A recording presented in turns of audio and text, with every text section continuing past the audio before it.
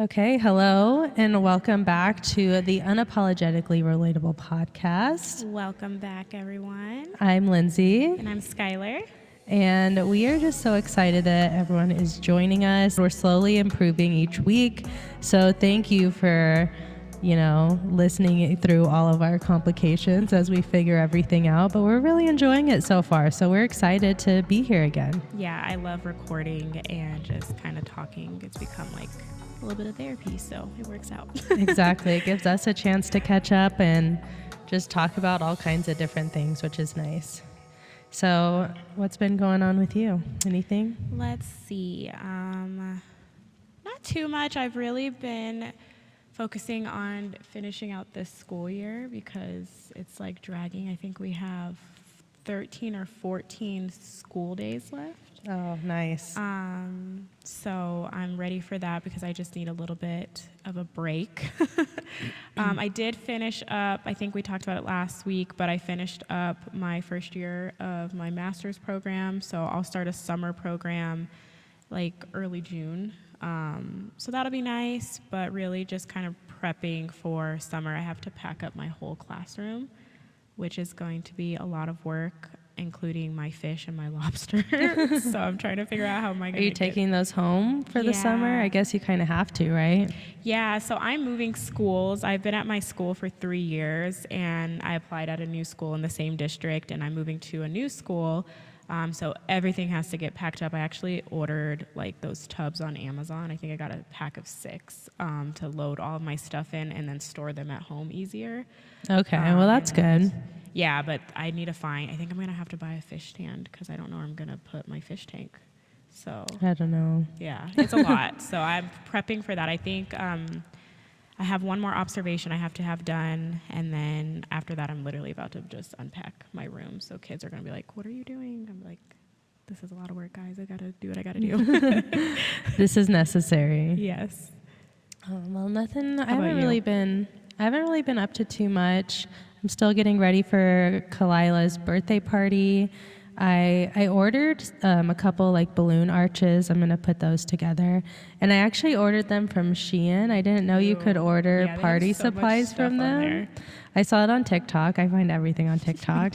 And I was like, oh, you can order party supplies from there. Let's try it out. So we'll see. Hopefully they're good. I obviously haven't blown them up or anything. But yeah, if you need help, I will help you. I need to really start getting like planning. Yeah, because it's already like almost the middle of May. Yeah, so her birthday is the beginning of June, so yeah. Like less than a month, probably. I know, so that's probably going to be my task for this week is really start planning that and getting invitations sent out and whatnot. So yeah, I can't wait. She's going to be so cute. I know.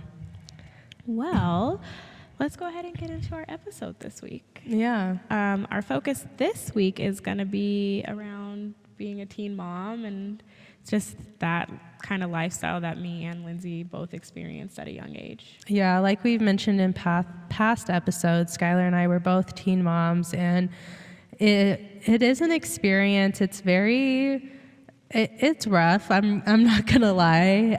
It definitely takes a lot and a lot of willpower to get through, and you just do the best that you can. And yeah, so we figured we would just talk about that this week and share our stories with you guys and kind of just share how we've evolved from that. My oldest daughter, who I had when I was 17 years old, she's 13 now. So I guess I'll share a little bit about my story a little bit. So like I said, I had my daughter when I was 17 years old. I was a senior in high school. So me and her dad, who is my husband, we actually had her on his 18th birthday, which is kind of crazy, but it was the middle of our senior year. I actually had enough credits that I was able to graduate early. So I had graduated like the end of that semester, halfway through my senior year. So I literally finished up school or high school, had her. My husband still had to go back to school to finish up his senior year. And then it was just crazy. It was a lot of work. I remember So I had her at the end of December, and I actually went back to school to take some college classes in January, and I started like 2 or 3 weeks in like after, Yeah, which you did. looking back is crazy. Like I had just had a baby. I was still at that point I was still breastfeeding, and just going back to school, it was hard. Like the toll on your body, even like your mental health, and then thinking about it like now, how that kind of really affects us. I think it was, as far as kind of being able to bounce back, was easier when we were younger, Oh yeah, for sure. but it still was hard, you know? So yeah. Yeah, it was definitely hard. It's something I didn't even realize as far as like the time off I probably should have taken until after I had my youngest daughter. Because with her, I took 3 months of maternity leave and I didn't work. I just stayed home with her and took care of her and my oldest daughter. And even my husband took a month off from work. And when I had Lily, he obviously just went right back to school because that's what you have to do, and right back to work. And I, like I said, only took a couple months off, and yeah, it was a little hard. But I mean, I feel like the hard part was then just kind of continuing on. I unfortunately wasn't able to continue breastfeeding with her. I feel like it was just too difficult. I made it 6 weeks with her, which I am proud that I did that. But now with my youngest daughter, just because I have like more support through my job and just like I'm more able I feel to like you're educated to like who we are on now. the benefits of it. Yeah, and then like kind of even how to do it. Like, Oh yeah, because now I've been breastfeeding my youngest daughter. She's 11 months old now, so I've been doing it that whole time. So I'm gonna, at this point, I know I can make it to a year, but my goal was a year, and that's just not something I was able to do the first time around for a variety of different reasons. yeah, there's like the teen life like aspect of breastfeeding when you're also going to school, and just other things too. Yeah, I feel like the first couple years were definitely difficult because I was working, I was going to school, and then I had a baby. So it really, sometimes I look back and I'm like, I don't know how I did all of that. Yeah. Yeah, I feel the same way. My story is a little similar, except I was pregnant at the end of our senior year. So I ended up having my son the fall after we graduated. So February through May, as I mentioned, I kept my whole pregnancy a secret, except from obviously my son's father, you, and my family, which wasn't so hard for me. I just had to be like very aware because people always want to like do things, and I'm like, oh, I can't do that, and they're asking questions, and I'm like, well, I'm not going to tell you why. Well, especially because it was our senior year at the end. That's when all the stuff is happening. Literally everything was going on. I could go still to like parties and stuff like that, which I did. But people wanted to do like amusement parks in the summertime and things like that. And I'm like, I can't do that. And I kind of just disappeared a little bit. Yeah. That's kind of the peak of when Facebook was happening. And sometimes I look back and I'm like, ugh, cringe at myself for Facebook. But I think we all do. yeah, but that's like the peak of when Facebook was happening. So I kind of stayed off of there and just like kind of minded my business, I guess. I feel like my hardships came after my son was born. Yeah. And I guess even leading up to him being born, I think it's hard being, 18 years old and you're fresh out of high school, and it's like the type of job that I had at the time wasn't even really enough to afford to take care of me, my son. And at the time, me and his father were still together, and we had an apartment. And I remember we worked at New York & Company, and our boss at the time was so terrified of pregnant people that he made me go on maternity leave early. And at that time, I don't get paid maternity leave. So yeah. Well, and we were barely like, it was just a minimum wage job. Yeah. Like it was very hard to support. Like I didn't have an apartment. I lived with my family. So I didn't have to pay rent or anything, but still paying for diapers and clothes and just whatever your baby needs. Like if that was barely enough. Yeah. So at the time, like back, and especially like back then in 2010, like rent for like a 1-bedroom apartment was like $500 or $600, which back then probably for me was like, oh my God, that's a lot of money. Like that's nothing compared to what rent is right now. I know. I wish it was $500 or $600 now. But between my job and then my boyfriend at the time, his family owns their own business, so he was able to work there, and they kind of paid him what we needed. Yeah. But he had a hard time, I feel like, stepping up and kind of being a provider. So after I was put on maternity leave, he like didn't want to work. Yeah. And we ended up having to end our lease. His mom helped us end our lease, and we ended up moving in with her, which was, I felt like a huge setback. But then sometimes it's like, well, we probably shouldn't have moved into an apartment that quickly. We probably needed to kind of prepare ourselves, but we weren't really mature to really understand the responsibilities that we were about to take on. Yeah, I think that's one spot where our stories kind of differ is I was still under 18, so I lived with my parents until I turned 18. Mm-hmm. And then I think it wasn't like on my 18th birthday, but like a couple months later, I actually moved in with my now husband, Matt. We moved in with his family, and we lived with his family probably for about 2 years, I want to say. I can't remember exactly, but for a couple years. And honestly, that made a huge difference because both of us were so young that we didn't have jobs that were paying well. We had jobs to pay for the necessities, but we didn't have like this well-paying job to be able to afford something on our own. So being able to live with his family and not have to worry about rent and those type of expenses really helped us out tremendously. It really does. When we moved in with Ray, that's his name, Ray's mom, she didn't really charge us rent. You know, we were just kind of responsible for taking care of our son. Mm-hmm. And it was helpful. I am so appreciative of her and everything that she did for me and even now does for me. But I think Ray just really struggled, and that kind of built a little bit of like turmoil between us because I'm like, well, we have all these things that we have to do to prepare for the baby, and I feel like I'm doing it, but you're not doing it. Yeah.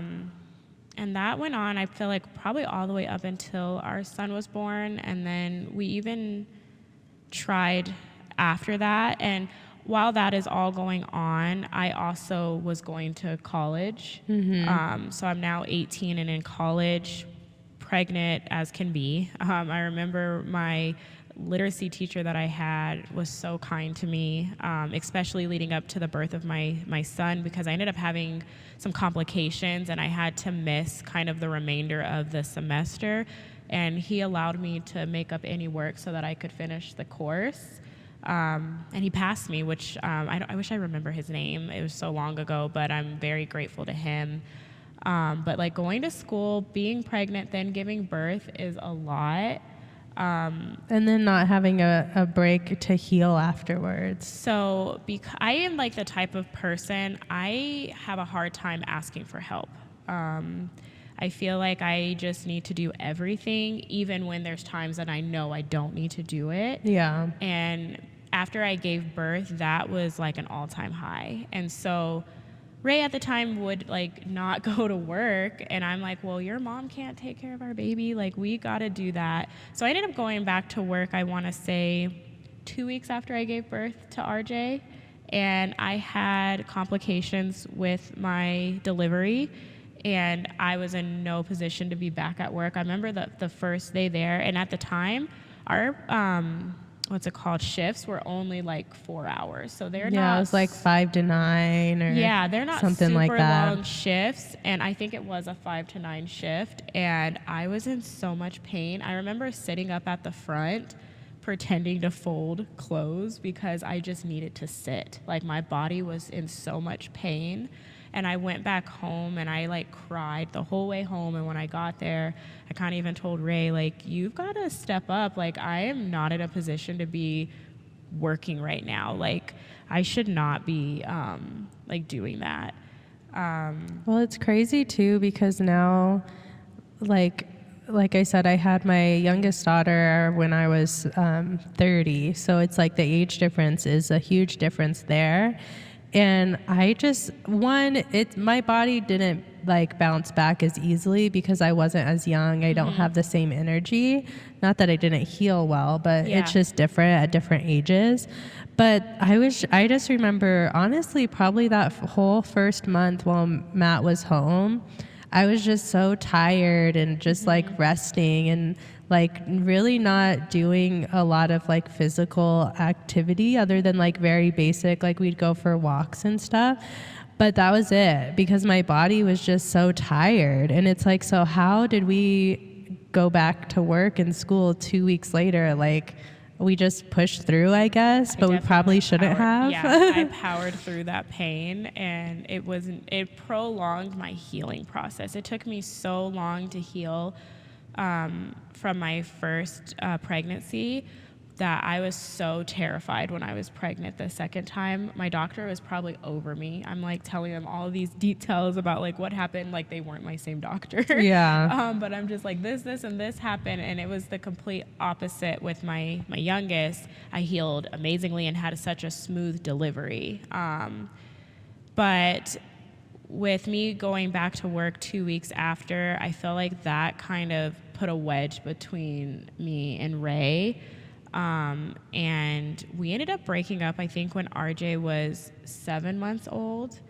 And I ended up moving back in with my parents, which I feel like it's already hard, like when you're a teen living with your parents. Add a baby on top of that, it's a lot. And I stayed with them for probably a year, and I think that's when you and I transitioned over to working at the cell phone company. And we were still making like minimum wage, but it was that plus commission. That job made the world of difference in getting us set up into a better financial situation. Yeah.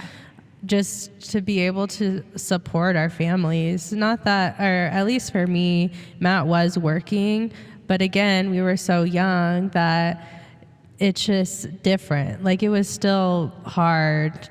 Because you don't want to have to be at work for 8 hours, like when you're a teenager. Like, you want to be able to go do things, and it's like, nope, I have like real responsibilities now.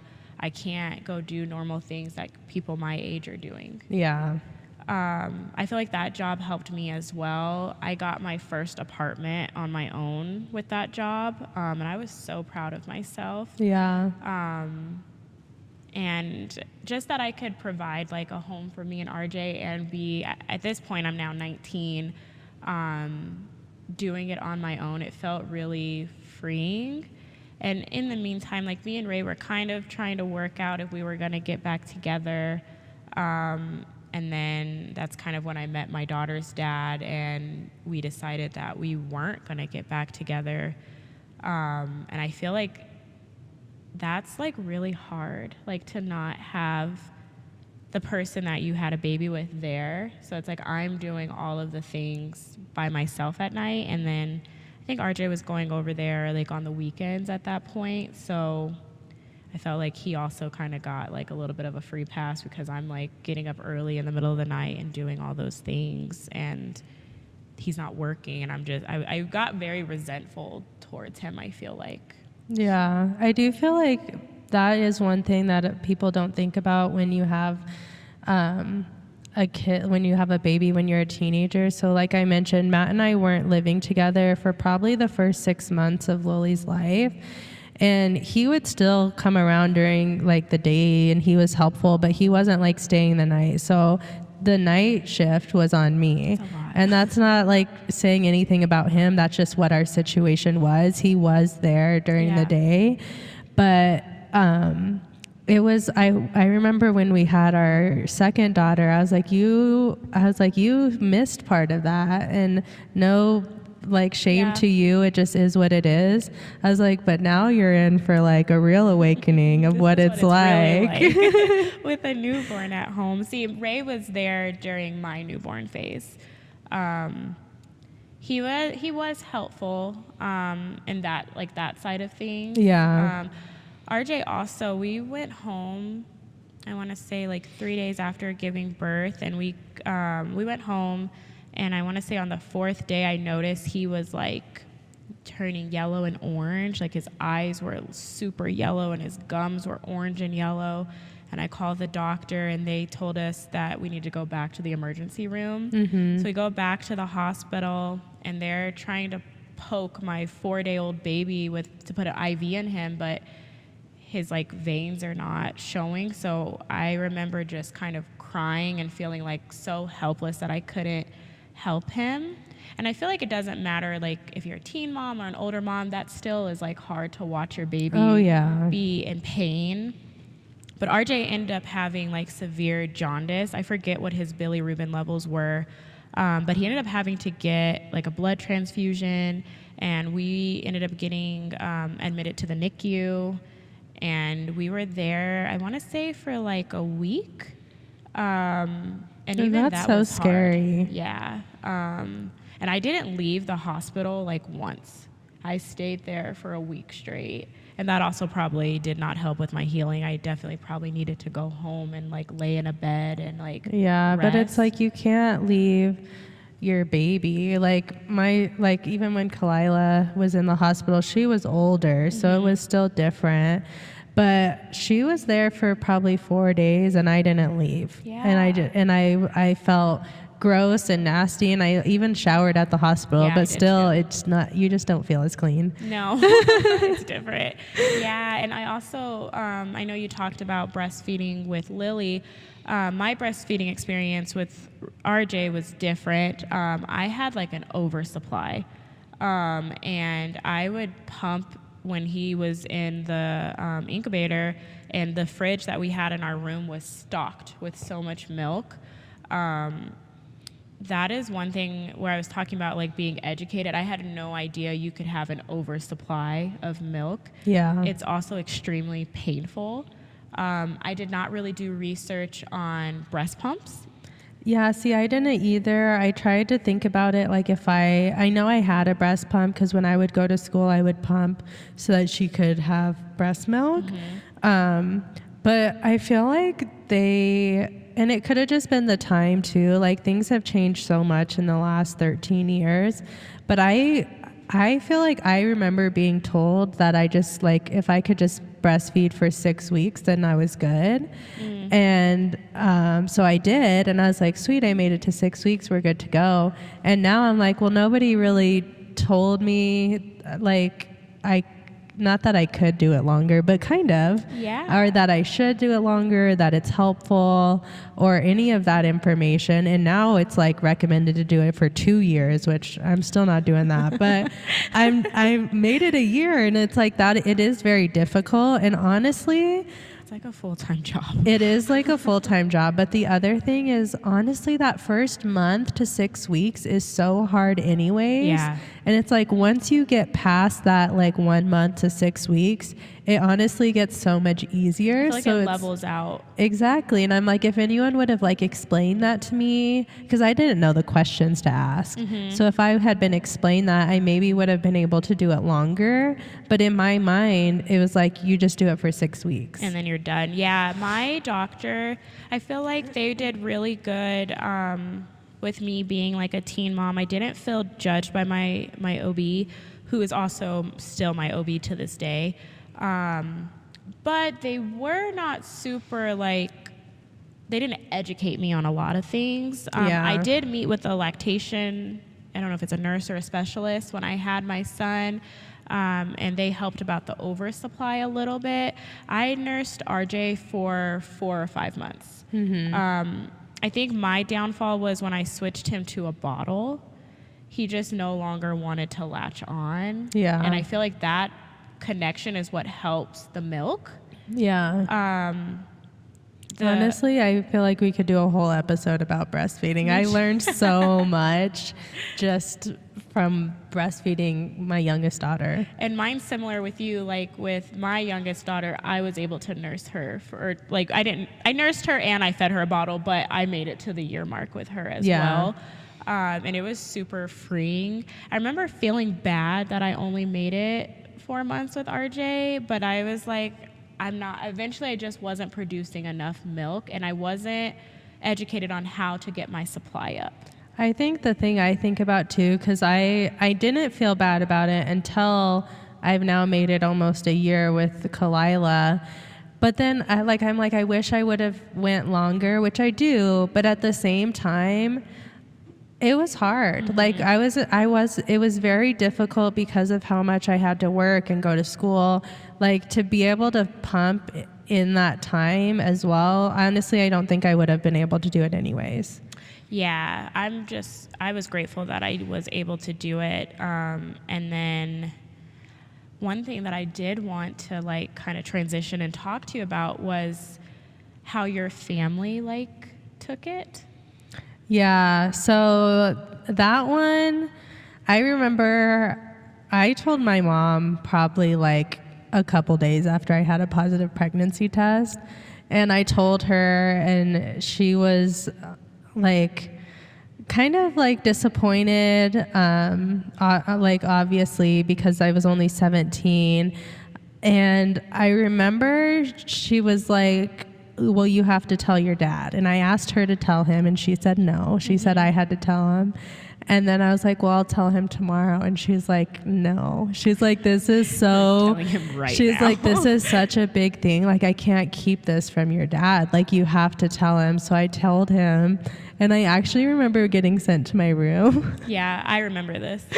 And it was just, I think the biggest thing is it was just a shock for everybody. And I also remember my dad wanted to talk to Matt. So she wanted Matt to come over after school like the next day. And I remember Matt being so scared. And his brother drove him, and he told his brother to like wait in the car. Keep the car He's running. like, keep the car running in case I have to go. And honestly, my dad kind of was just like, what's the plan? Like, what do you like? What are your intentions now? Yeah. And then he made me go with Matt to tell Matt's parents because we hadn't told them yet. Yeah. But which I was like, he didn't have to be here when I told you guys, but now I got to be there. But we went to his house, and his parents actually weren't home, so I actually wasn't there when he told his parents. Like, I dodged a bullet. Yes. It's all you got. You got this. But I feel like I was there when he told his grandparents though, and that took him forever. I think I was like 5 months pregnant when he told his grandparents, and I was like, I can't hide this anymore. We've got to tell them. I'm actually surprised Matt's parents let you guys go that long without telling them. I am too. I don't know what happened, but we told his grandpa and his grandma, and they were also a little disappointed. And the thing is, as time progressed, everyone on both sides of our family, they were very supportive, and they were excited for Lily and excited for her to be here. It's just the initial information was shocking, and they were disappointed because their view of how our lives were going to go and all the things we were going to accomplish suddenly changed so drastically. And they, I don't know, didn't know what to expect, didn't know how we were going to handle things. Holds. Exactly. And I do feel like, honestly, the support from our families is what made the world of difference for us, because we had a ton of support on both sides of our families. My mom and Matt's mom, honestly, always watched Lily while we were working, and they really just helped us out a lot as far as taking care of her so that we could go to work. So we didn't have to worry about working opposite shifts or anything like that, which I know some people have to do. So we could find better jobs, honestly, because we didn't have to worry as much about the hours because we knew we had the help from our family. Yeah. And I mentioned earlier that we did live with Matt's family for a couple years, and that helped us out a lot so that we could kind of just work our way up till we were able to move out on our own. And I think that's where a lot of people who have babies when they're teens like struggle, is they don't have the support from their family. And I honestly feel like that's why we are able to do so well now, and why we're in the position that we're in now, is because we had so much family support. And they cared about us. They loved us. They loved Lily. And from they the see you succeed too. Exactly. Honestly, before she was born, they were excited for her to be here, and they loved her, and they were excited when she was born, and they wanted us to come. They wanted to see her. So it's like all of that made so much difference. Whereas a lot of times I feel like they don't get that support, so then they just struggle, and it's like you can't get ahead because you're just nonstop struggling. I think one of my favorite like memories, like with your family with Lily, is our senior prom. So Lily was already here by the time we went to senior prom, and I think I was just barely starting to like pop. But I think it's like the pictures they took of you guys with Lily going to our senior prom. They're so sweet. Oh yeah, because I had finished school, like technically graduated in December, but I didn't actually like get my diploma because I was waiting until May so that I could walk with my class and get my diploma. So I still was able to attend all of the school events like prom and all of that. So we did go to prom my senior year, and I remember like it wasn't ever like a question of like, am I gonna go? It was just like, you're going. And my parents, like, I don't even think I asked them to watch Lily. I think they were just like, you're gonna go to prom and we're gonna watch her. And like, and we have pictures. Matt and I have pictures from our senior prom with Lily, and so that made a big difference because I still got to experience those type of things. And of course there's stuff I missed out on because I am a mom. My priorities are different. But all of the major events and like prom and graduation, I still got to experience that. Yeah, and my family was very supportive as well. I would say they also were disappointed, and just more so like you said, like, what are you gonna do? Like, what now? So I could feel the disappointment in my mom and my stepdad, but they never like tried to make me feel bad for being pregnant. I remember when I told them, it was, I don't remember what day it was, but it was really sunny, and I just walked in my mom's room and my dad's room, and I was just like, I'm pregnant. I'm keeping the baby. I have a job. This is what it is. I don't know everything, but I know these are the things that are gonna help me. And I just need you guys to be there for me. And for a little while it was hard, just kind of like awkward. Yeah. But eventually, as I started to show, they also started to get excited. Ray's family was surprisingly extremely supportive. Like, I don't feel like there was ever a moment of disappointment from anyone on his side of the family. Which is honestly kind of weird if you think about it. It is. Like, good, but... And they might have been disappointed. I don't know. I don't remember his mom or his grandma ever making me or him feel bad. They just always... This is why I just adore that side of the family. Nothing against my family because they're amazing too. But they just were accepting, like, just, okay. Like, and I really appreciate that. And they love RJ so much. Like, he's so spoiled by his grandma on his dad's side. He's spoiled by my mom too, but his grandma literally would go to the end of the world for him. She just adores him. So I really, that helped a lot. Even living with her wasn't hard. Because she was so like accepting and welcoming of us. It was hard for me to tell my grandma and grandpa, just because I feel like they raised me, and I felt like I didn't want to disappoint them. I think that's how it was with Matt's grandparents. Yeah. Why he had a hard time telling them is because he's very close to his grandparents. And I feel like not just your family, but like parents and grandparents, they just have this certain idea in their head of what you're going to do and how you're going to succeed and just what your life is going to be like. And then when you have a baby so young, that just changes things. I feel like people are very quick to just put you in a stereotype. Oh, yeah. And I don't know the exact numbers, but most teen parents don't graduate high school. Yeah. They do not end up with the person that they are having the child with.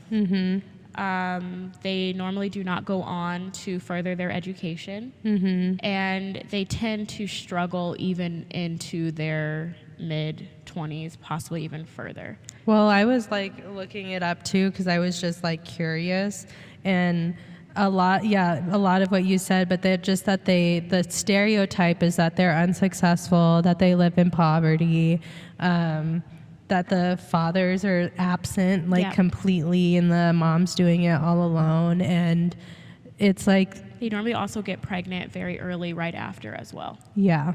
And so I don't, for the most part, we overcame a lot of those stereotypes. I guess I fall into the one of not ending up with my son's father, which isn't a loss for me. I feel like it's just something that needed to happen, and who we are now and who we were back then, we just together weren't ready for that type of commitment. Well, I think that's a big thing too, that people forget, is like when you meet someone when you're 16, you guys are still kids. So then you're growing up and you just are growing into the person that you're becoming.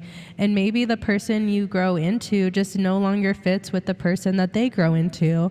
And that's not a bad thing. It's just that you're different now.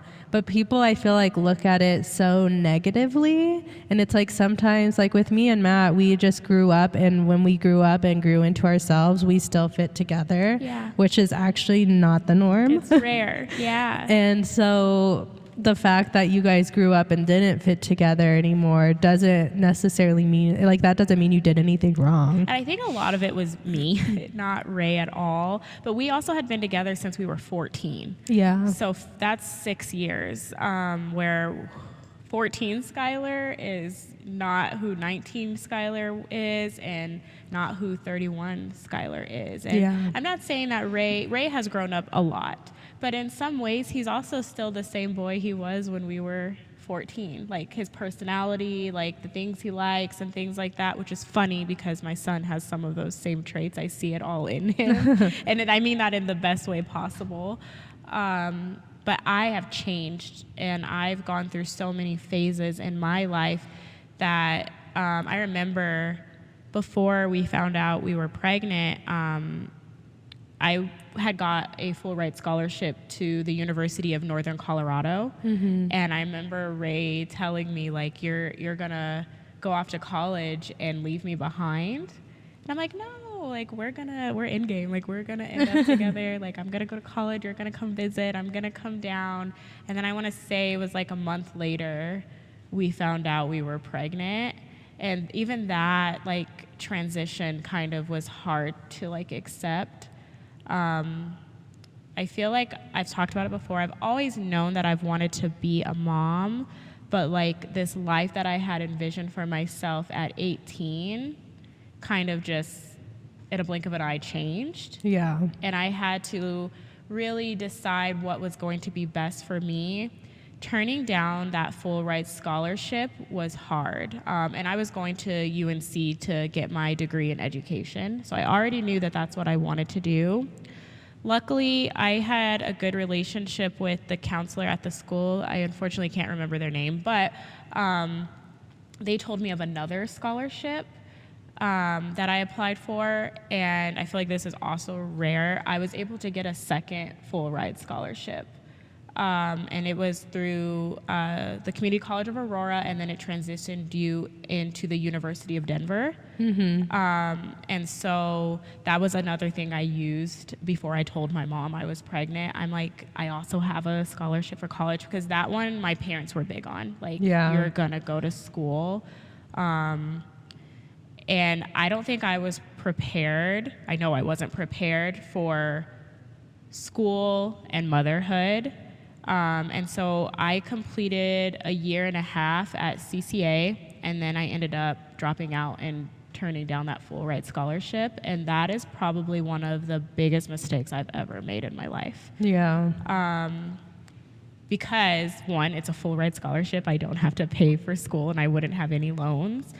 But also, it would have allowed me to get to the career path that I'm doing right now sooner. I didn't graduate college until I was, 30 or 29? I think you were 29. I was 29 when I graduated college. So it took me from age 19 to 29 to finish school with 2 children.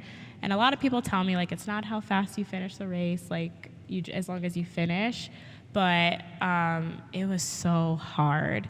And then once I graduated, like even now, I'm like in that school mode. So I'm like, I'm just gonna get my master's. And I have a completely different set of like skills to help me manage and balance school. But it, like I said, turning down that scholarship a year and a half into it was like one of the worst decisions that I made. I mean, for me, I did go to college for a couple years, and I also ended up stopping because honestly, the reason I ended up stopping, there's a couple of reasons. One is I didn't know what I wanted to go for. And so I felt like I was wasting my money paying for school for when I didn't know what I wanted to go to school for. And then on top of that, I was missing out on time with Lily. Going to school when I didn't know what I wanted to go to school for. So I ended up stopping, and for me, I haven't gone back to school because personally, I just don't feel like that's my path. I don't feel like with the things that I want to accomplish and what my goals are, a college education doesn't align for me personally. So that's why I haven't returned. I mean, that makes sense. To be a teacher, I have to go. And even then, I would sometimes second guess, like, do you really want this? Because this is a lot of work. And then to be a teacher, honestly, we are so underpaid that getting my master's degree was like a no-brainer. Like, it would take me longer to get to the pay that I'm going to get now that I'll have my master's degree by May. It probably would take me about 5 years to get to the pay that I'm going to be at, that I'll now have by year 3 of being a teacher. So I'm kind of speeding the process up a little bit, and having those college credits also allow me to I'll receive a higher pay salary this year, and will be my second year teaching, where I would only go up just a little bit, and I'm going to go up quite a bit because of the credits I have. So that alone is making the master's worth it. I also did get a grant for my master's. The school stuff I definitely researched to help me, because as a single mom, it's like taking on more debt is not like realistic. Well, I think it all just depends on what your goals are. Like for you, college 100% makes sense based on what your goals are and what you want to do.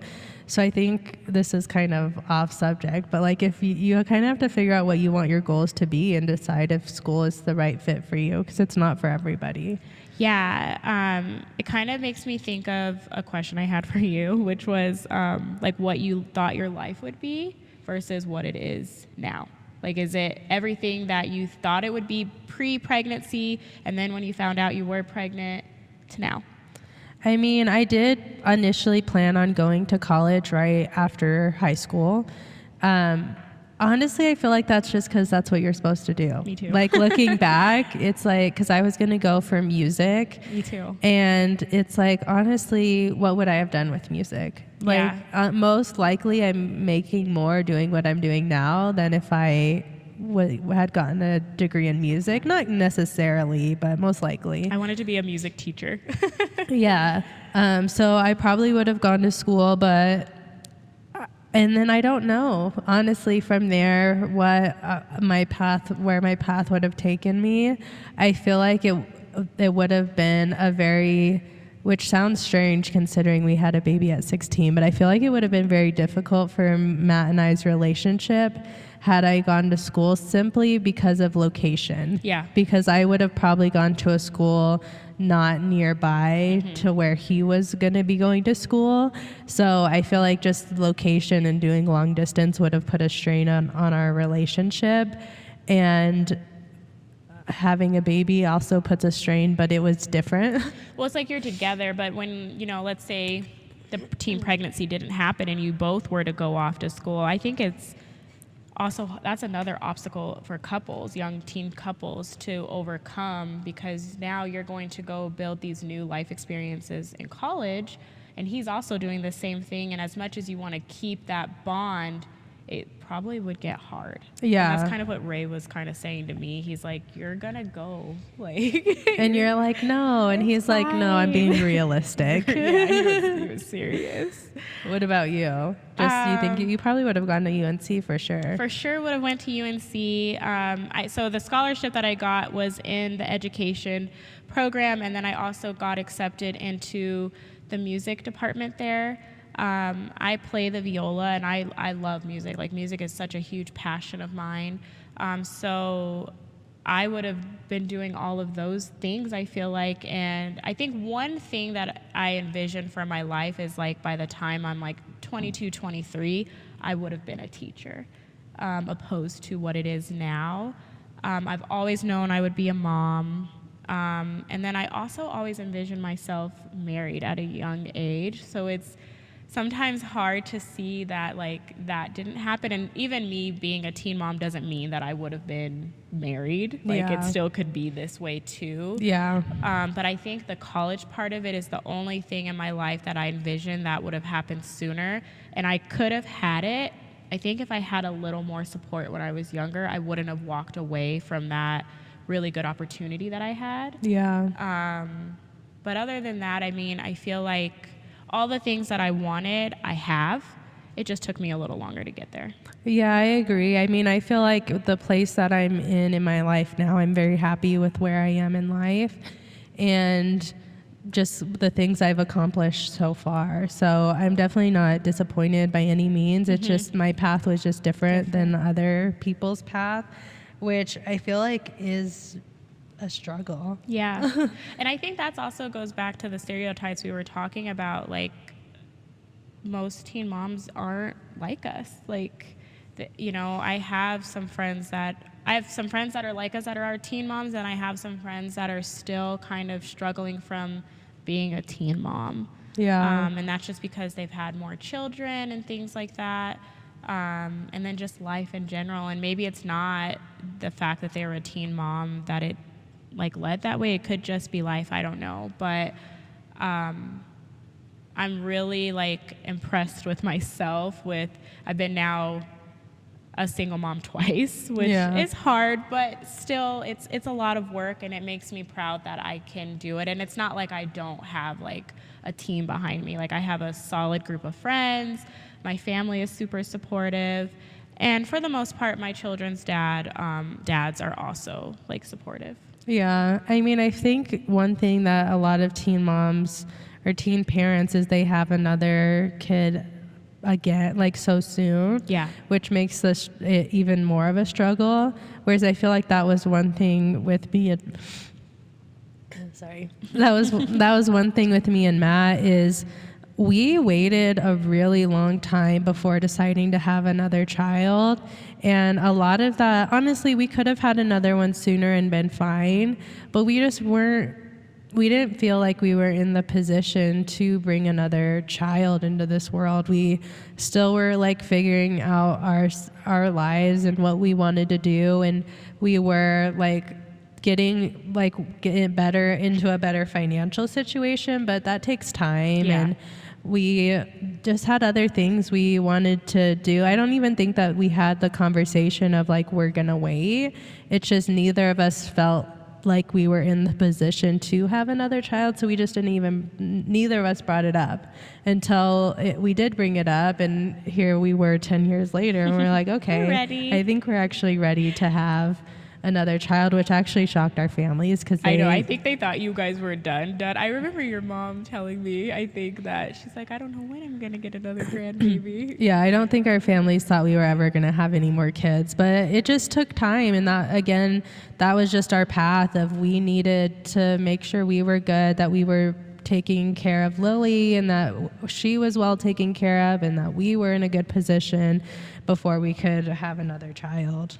Yeah, and we know that I got with Sal pretty early after me and Ray broke up, but we were together 5 years before I decided to have another baby. So I feel like I just wanted the kids to be kind of close in age, and RJ's still pretty, there's not a huge age difference, but he's in 6th grade going to 7th grade, and Leighton is in 2nd grade going to 3rd grade, and so there is a difference there. He wants nothing to do with her, and she's like, brother, play with me. So yeah, I do feel like that's hard. I've talked to Matt about that. Like, I wish we would have had another one closer to when we had Lily, so they were closer in age, but at the same time we were not in the position to do that. Yeah, and I think that's okay. I feel like the dynamic works now, and Lily gets to be helpful, and she's still gonna have an amazing relationship with Kalila. So exactly. I do feel like one thing that I've noticed, just the fact that I have them so far apart, is I think I kind of ignored the amount of judgment you receive when you are a teen parent. And just even when I had Kalila, when I was pregnant with Kalila, people were shocked, and Matt and I were actually talking about this last night. Like, people are shocked when they find out that Kalila is not his first child, and that his first child is 13 years old. And same with me. Like, whenever people, even before I had Kalila, whenever people found out how old Lily was, they were shocked. Like, you do not look old enough to have that's the one I get. A baby that's 13, and it's like, well, I mean, it is what it is. But yeah, there's just always judgment. And I don't know about you, but one thing that annoys me so much is I always get questions about her dad. Yeah. And it's like, are you still with him? Like, is he around? Like, I remember when I was pregnant with Kalila, actually, I would get and then if people would find out I had once they found out I had Lily too, the questions were like, oh, do they have the same dad? Or like, oh, is Lily's dad around? Like, does he see her? They automatically assume, because it's that stereotype that you don't end up together. They assume that he's not around, and they're like, does he see her? Like, well, I would hope so. They live together. And there are also people that you don't even know. It's always people that I don't know.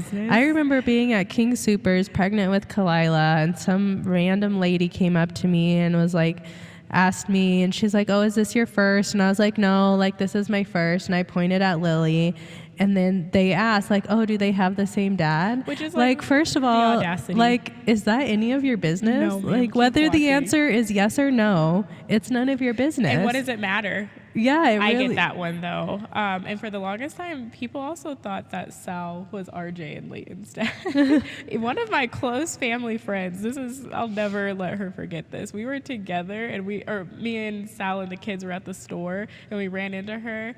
And she came up to me after the fact and was like, man, they both just look like Sal. And I'm like, girl, you know that's not his kid. Like, what is wrong with you? I get that with Lay, though. People are always like, oh, your first child is so beautiful. And I'm like, well, actually, I have a 13 or a 12-year-old. And they're like, what? Yeah. Everyone at my job actually tells me this. I've worked at this school for 3 years. For some reason, this past couple of weeks, this is weird, but these past couple of weeks, people are finally figuring out that I have 2 children. Even though I walk in this school with my same 2 children every single day, they're like, I thought you were 22. Someone told me they thought I was 21. I was like, guys, I feel like I look young. I don't think I look that young. Yeah. And they're like, we had no idea. Some of them were like, we didn't even know you had 2. Like, Well, I think the other thing is people, and they won't come out and say this, but they're shocked to find out that we're like successful Yes. or that we're doing well. yes. When we have like when we were a teen parent. Like I feel like people are just like baffled, like that you can like Be a teen mom and have it all. Yeah, no, I'm not saying go and get pregnant as a teenager, because it's a struggle. But it's just like you can overcome the obstacles and the hardships, and people just assume that you can't, that you'll never be able to. Yeah, I get that. I think even me being a single mom, people are surprised too. They're just like, how? And it really comes down to who I am as a person, and then my support system.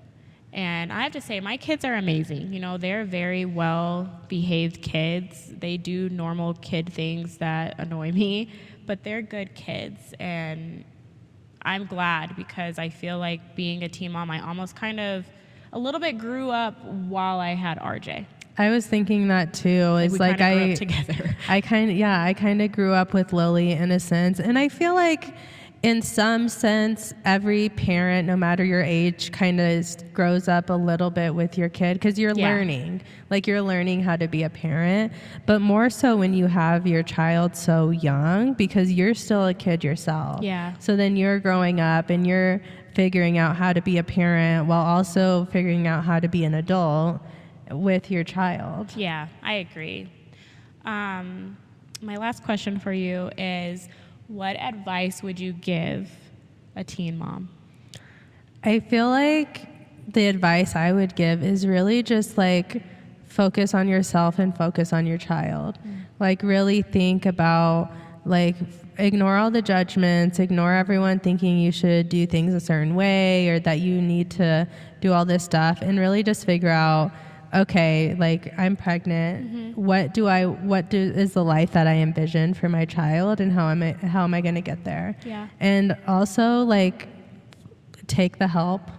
Like, honestly, the help from my family and from Matt's family, as I mentioned before, really was instrumental in us being in the position that we are today. Yeah, I think my advice would be similar, especially on the help side, because as I mentioned, I struggled with asking for help. And I think if I had asked for a little more help, some things that I went through, I would not have gone through. And I'm working on that even now as an adult, but especially as a teen. You can't do it like all by yourself. There are going to be times you need help. There are times when you have to take care of yourself. I would also encourage teen moms to remember that their needs matter. Yeah. And to make sure you are also taking care of yourself. It's okay that you are expecting. It doesn't mean like you're a terrible person or like you don't deserve to, feel good. So make sure you're taking care of your mental health and your physical needs too. Yeah, I think that's the biggest thing, is just kind of remembering that. And even though it might take your family and your friends a minute to like warm up to it, it's not that they're not happy for you. It's just your life path just went a different way. So now everyone has to adjust, and that's okay. Yeah. All right. Well, I think that was a very interesting conversation. Hopefully it is helpful to anyone who has experienced teen pregnancy or is like going through it themselves, because it is hard, and just know you're not alone and you'll get through it. Yeah. Feel free to reach out to us too if you ever want to just talk or share your story. Exactly. And you can find both of us on Instagram. Our podcast is Unapologetically Relatable, and then my personal Instagram is Lindsay Carter. And mine is Skylar Lene. And then you can also find us on TikTok as well at Unapologetically Relatable, and the same handles on TikTok, I believe, as well for our personals. But thank you guys so much for tuning in and listening, and being with us every week. We're so excited to be here with you guys and just to have these conversations every week. If there's ever anything in particular that you would like us to talk about, feel free to message us on Instagram or TikTok, and we're happy to talk about anything. Awesome. Well, we'll talk to you guys next time. Thank you.